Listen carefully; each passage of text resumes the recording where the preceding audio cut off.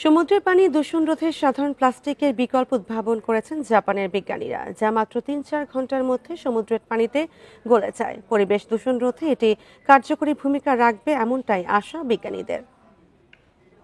Bundle থাকলে প্রতি সেনমানিতে টাকা বাঁচবে। বিকাশ সেনমানি বান্ডেল কিনে জিতুন প্রতি লেনদেনে। বৈজ্ঞানিক গবেষণা, প্রযুক্তি ও বায়োমেডিক্যাল গবেষণায় বিশ্বজুড়ে সমাদৃত দেশ জাপান।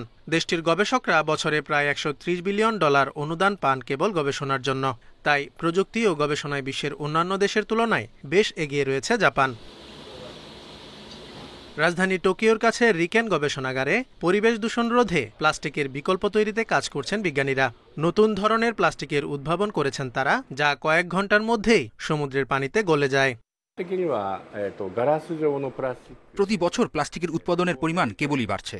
জাপানের অধিকাংশ মোড়কই প্লাস্টিকের তৈরি। পরিবেশের দূষণ রোধে আমরা এর ব্যবহার কমাতে পারি এবং বিকল্প নিয়ে কাজ করতে পারি। নতুন যে প্লাস্টিক আমরা উদ্ভাবন করেছি তা বেশ পরিবেশ বান্ধব। বর্তমান বিশ্বের মূল সমস্যাগুলোর অন্যতম পরিবেশ দূষণ। এর মধ্যে সামুদ্রিক দূষণ পরিবেশবিদদের নতুন করে ভাবাচ্ছে। মাইক্রোপ্লাস্টিক সহ অন্যান্য ক্ষুদ্র কণা প্রতিনিয়ত সমুদ্রের পানির সাথে মিশে পানি দূষণ ঘটাচ্ছে।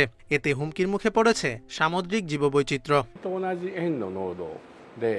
নতুন প্লাস্টিকটি গ্লাস জাতীয়। এটি দেখতে স্বচ্ছ এবং অনেকটা সাধারণ প্লাস্টিকের মতোই, যা আমরা দৈনন্দিন জীবনে ব্যবহার করে থাকি। তবে প্রচলিত প্লাস্টিকের মতো এটি পেট্রোলিয়াম দিয়ে তৈরি করা হয় না। সম্পূর্ণ প্রাকৃতিক উপায়ে এটি তৈরি করা হয়। এটি মাটিতে রাখলেও 8 থেকে 9 দিনের মধ্যে মিশে যায়।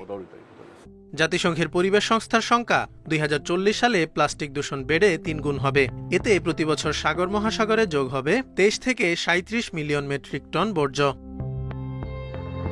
Zobayer Hossain, independent news.